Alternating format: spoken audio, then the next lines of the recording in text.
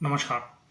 श्रीनगर स्थित वक्फ बोर्ड द्वारा हजरत बल दरगाह के जीर्णोद्धार यानी कि रेनोवेशन के पश्चात नवनिर्मित भवन द्वार पर लगी शिला पट्टिका पर अशोक स्तंभ को तोड़ने और खंडित करने का जो साहस और प्रयास हुआ है वो इस्लामिक धार्मिक स्थलों पर अपवाद और विवाद ही नहीं, एक मानसिकता की राष्ट्र के प्रति सोच भी है, अपितु उसे संरक्षण और उसके पक्ष में बयान देने वाली राजनीतिक दलों की राष्ट्र के प्रति उत्तरदायी होने का भी प्रमाण पत्र है, जो पीडीपी और नेशनल कॉन्फ्रेंस के नेताओं की सोच को भी दर्शाता है, जिन्होंने अलगाववादी के आगे घुटने टेके हुए हैं। मुख्यमंत्री अमर अब्दुल्ला का यह बयान कि धार्मिक स्थलों पर अशोक स्तंभ के चिन्ह नहीं लगते हैं ने राष्ट्र में एक नए विवाद को जन्म दिया है।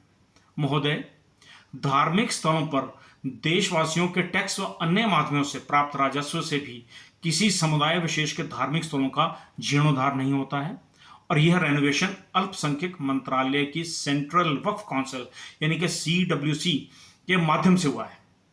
यह पट्टिका वक्फ बोर्ड द्वारा उद्घाटन के समय लगाई गई थी, तब आपने इसका विरोध क्यों नहीं किया और उस समय वक्फ का पैसा आपने क्यों लगने दिया?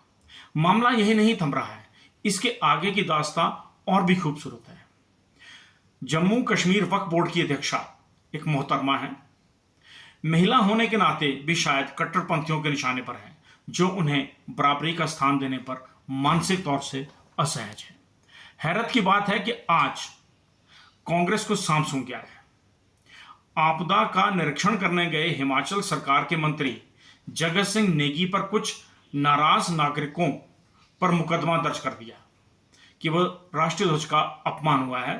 ध्वज का अपमान नहीं सहेगा हिंदुस्तान, लेकिन अशोक स्तंभ का स्थान क्या है उसका भी स्पष्टीकरण कांग्रेस के आदरणीय और सम्माननीय को देना चाहिए, और इस पर उनका क्या रुख है इसे भी स्पष्ट करना चाहिए। अमन चैन खुशहाली की दुआ का प्रतीक ईद मिलाद यानी कि पैगंबर साहब का जन्मदिन जिस तरह से मनाया गया है वो अपने आप में चैन अमन की परिभाषा को दर्शा रहा है। अब देश का सांप्रदायिक तनाव कौन बिगाड़ रहा है, इस पर बुद्धि कमजोर को अवश्य बोलना चाहिए, सौहार्द की अपील ही करनी चाहिए।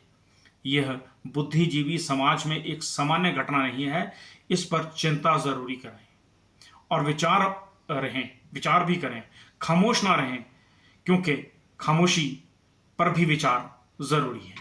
नमस्कार।